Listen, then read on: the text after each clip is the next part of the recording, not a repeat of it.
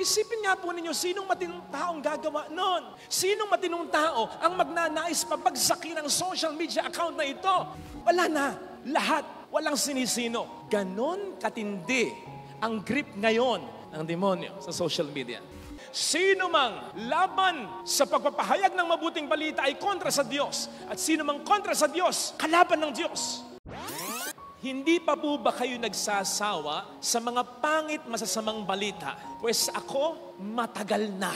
In fact, 10 years na akong hindi nag-o-on ng TV ko para lamang sa balita. May nagbigay lang po kasi sa akin ng television. So kaya ako nagkaroon. Pero yung bubuksan ko, yung TV, para manood ng balita, no way! Binubuksan ko lang yan kapag championship ng PBA or NBA. Yun lang ang gamit ng aking TV. Hindi rin po tayo nagpapadeliver dito ng mga dyaryo. Hindi rin ako nakikinig sa radyo. Para saan? Para makita, marinig, mapanood, mabasa ang masasamang balita, ang walang katapusang mga krimeng nangyayari sa loob at labas ng ating bayan, ang walang katapusang korupsyon sa pamahalaan. Kung hindi man krimen o korupsyon, ano? Aksidente sa daan, road rage, namatay si ganito, balitang namatay si ganyan, ang mga balitang pagtaas ng presyo ng mga produkto, yung ngayon pa lang ay pagpwesto na at siraan na ng mga ganit na politiko, yung parang walang katapusang session o investigasyon na parang ang nararating lang naman ay bulat-latin ng baho nang hindi naman nababawasan, kundi mas lalo pang nadadagdagang bilang ng mga korap na politiko. Hindi naman kasi napaparusahan. Maalis man sa pwesto, nalilipat lang. Hindi ba kayo napapagod sa mga balitang ganyan? Tapos ay meron pang mga hiwalayan. So wala na bang mga mabubuting balita? Meron pa rin. Kung may mga pumapatay, meron pa rin mga nag-aalaga, gumagalang, nagtatanggol sa buhay. Kung merong mga nagbabangayan, nag-aawayan, naglalaban-laban, meron pa rin nagsisikap maitaguyod ng kapayapaan.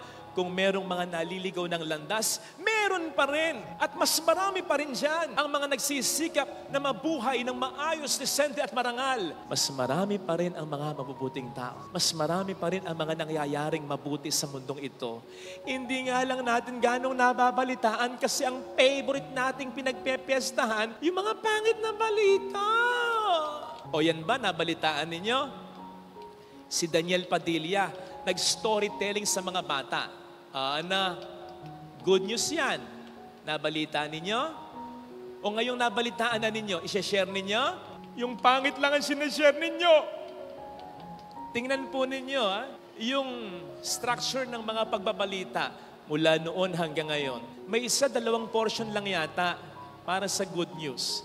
Tapos i-introhan pa nung anchor o nung tagapagsalita. Good news naman po tayo. Bakit may introng ganon?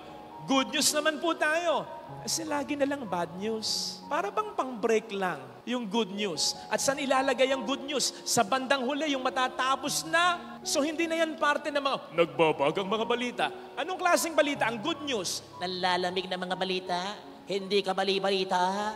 Ang mas masama, kahit yung good news, pinasasama. Yung balita ko sa inyo, nag-storytelling si Daniel Padilla. Good news yun. Good vibes yun. Ano sabi ng ibang netizen? Ayan, naghahanap na naman ng batang palalakihin si Daniel.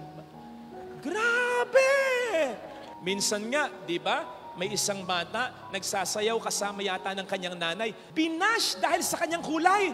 Kahit naman yung anak ni Vic Soto, hindi nakaligtas sa ganyan. Bata yon, napaka-inosente. Good news yon, good vibes yon. Pinapapangit natin.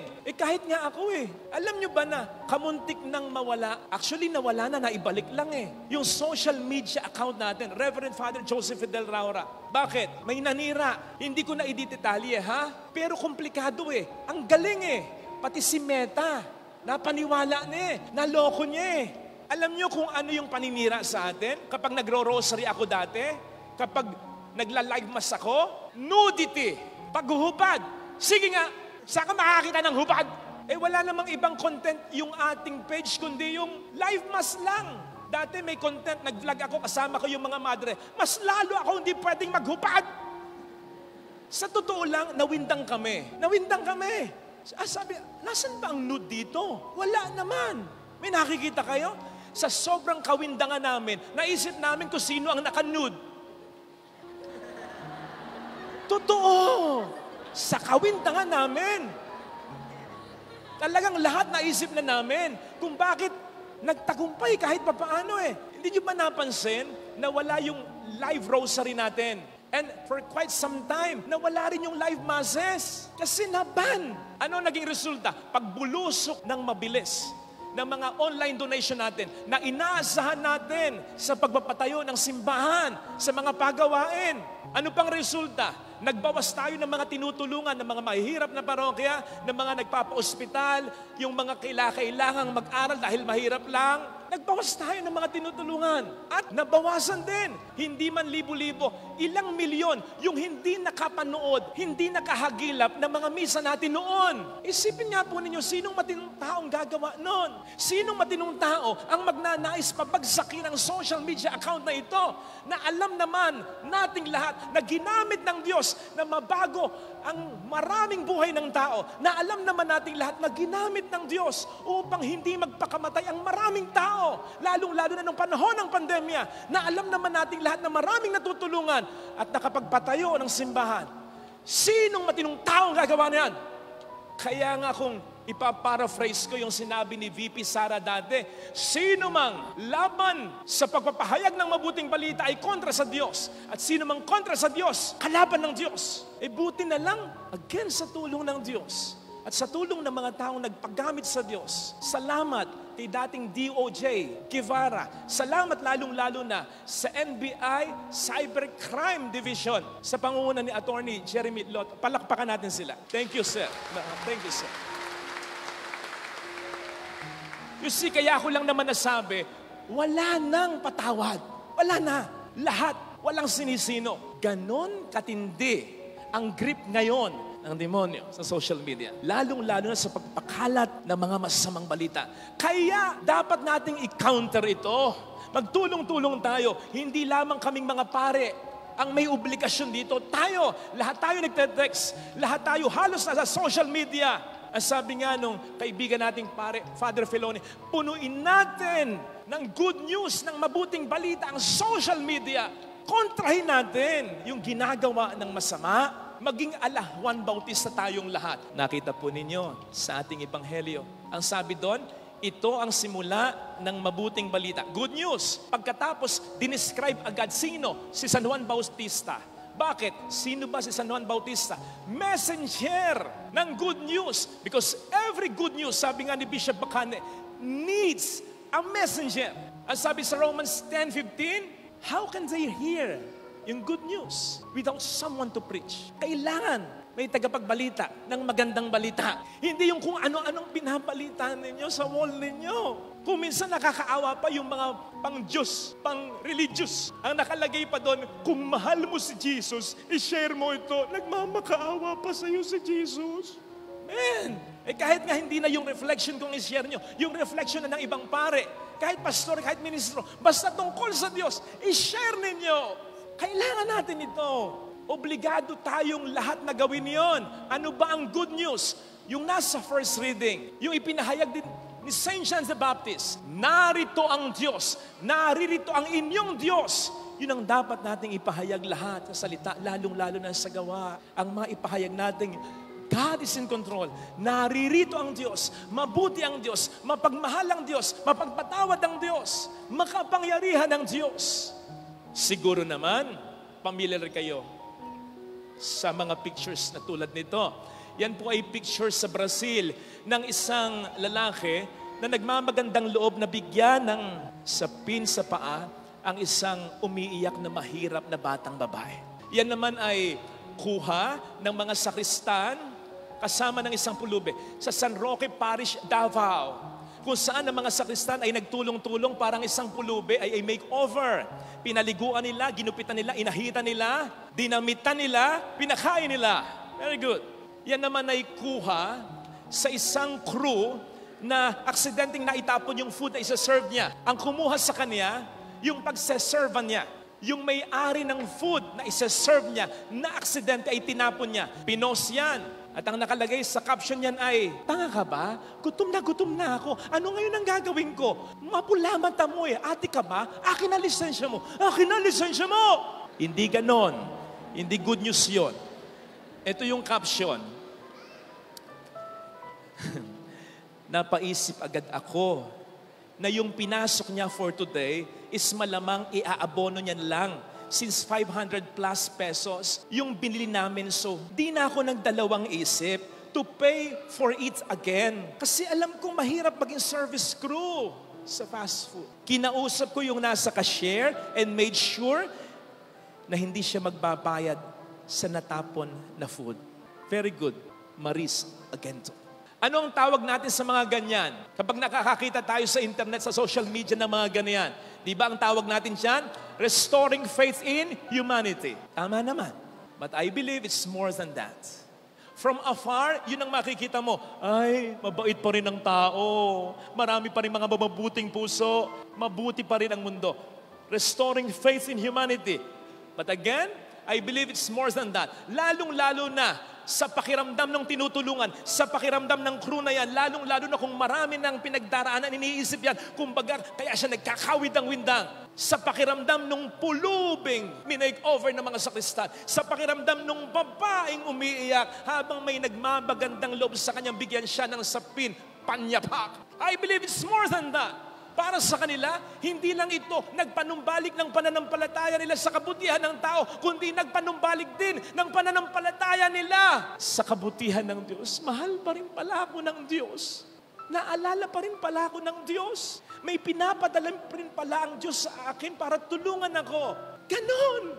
Mga kapatid, yung huling propeta in the Old Testament, si Prophet Malachi, napakahalaga ng mga propeta sa bayang Israel sapagkat sila ang tagapagsalita ng Diyos. Talagang pag nandyan ang propeta, nararamdaman nila, nandiyan ang Diyos. Si Prophet Malachi ang huli in the Old Testament. Ang sumunod sa kanya, New Testament, sino? John the Baptist. Ilang taon ang pagitan ni Prophet Malachi at ni John the Baptist? 400 years! 400 years!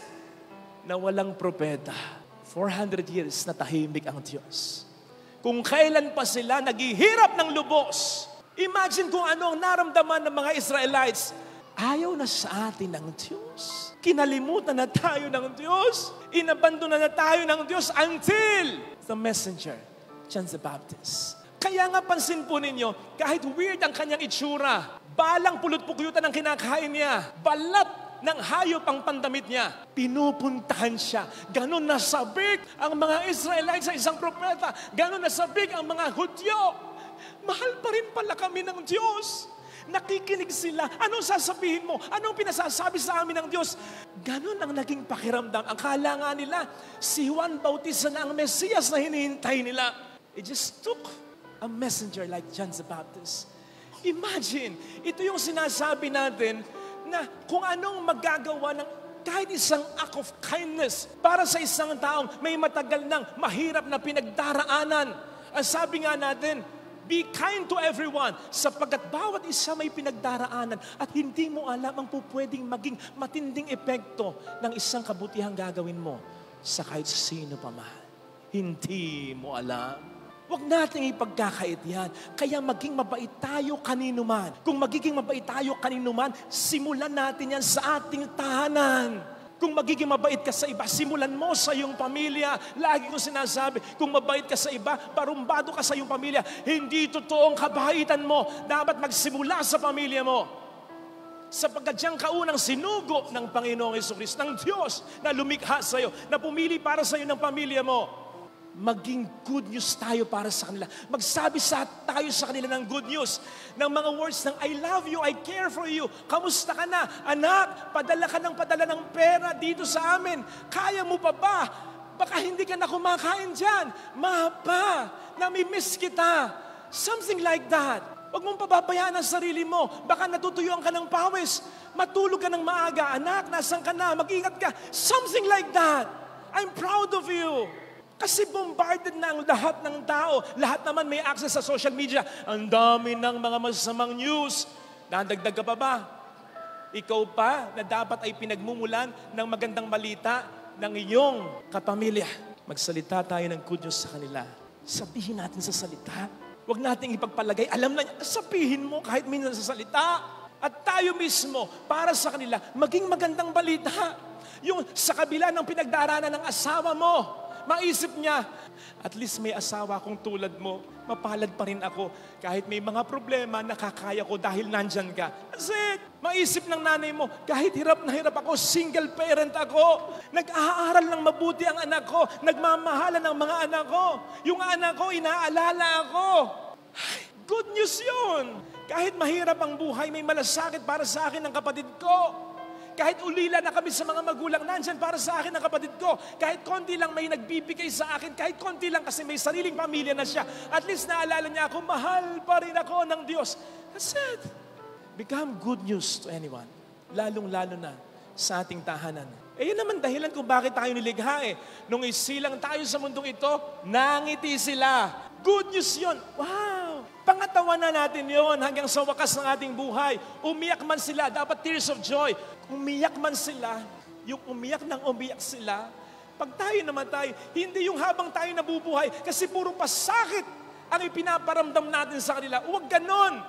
Hindi yung tayo pa ang magpaparamdam sa kanila na wala ang Diyos, walang pakialam ang Diyos. Kasi nagsasuffer sila dahil sa atin ng lubos.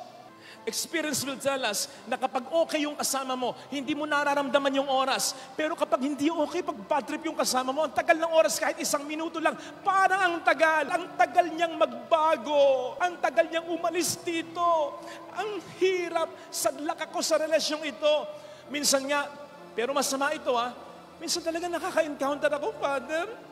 Pasensya na, nagkasala ako. Naisip ko talaga, bakit hindi pa siya mamatay? O kaya, Father, bakit ang tagal ko bago mamatay? Hirap na ako. Huwag ganon ang maging epekto natin sa ibang tao, lalong-lalo na sa mga taong sa atin ay mahalaga. Sapagkat tandaan natin, kung magkakaganon, hindi tayo magiging mensahero ng Diyos, kundi ng diablo. Sana sa isip natin ito. Ngayon, kung ikaw naman yung matagal nang nagsasakripisyo, sana ang kinin mo yung mga sinabi sa ating ikalawang pagbasa na ang 1,000 araw ay parang 1 araw lang sa Diyos. So, ibig sabihin, kahit na matagal ka nang naghihirap, huwag kang bibitaw. Ang sabi nga, panatilihin mo pa rin ang pamumuhay mo sa kalinisan, sa kabutihan, sa kabila ng mga pangit at masama mong nararanasan. Kasi it's just a matter of time. Sa isang idlap, kayang baguhin ng Panginoon ang buhay mo. Huwag kang bibitaw. Lalo pa, tandaan mo yung sabi sa Job 34:29 or 30, ang sabi doon ay ganito, maaring ang Diyos ay hindi nakikita, maaring ang Diyos ay tahimik lang talaga, pero He is ruling. Buhay siya. He is on His throne para siguraduhin na hindi magtatangumpay ang kasamaan. Something like that. Panghawakan mo yon. Kontrolado ng Panginoon ang sitwasyon. Basta, huwag kang mawawalan ng pag-asa. Ito sana ang hilingin nating biyaya sa ating banal na misa.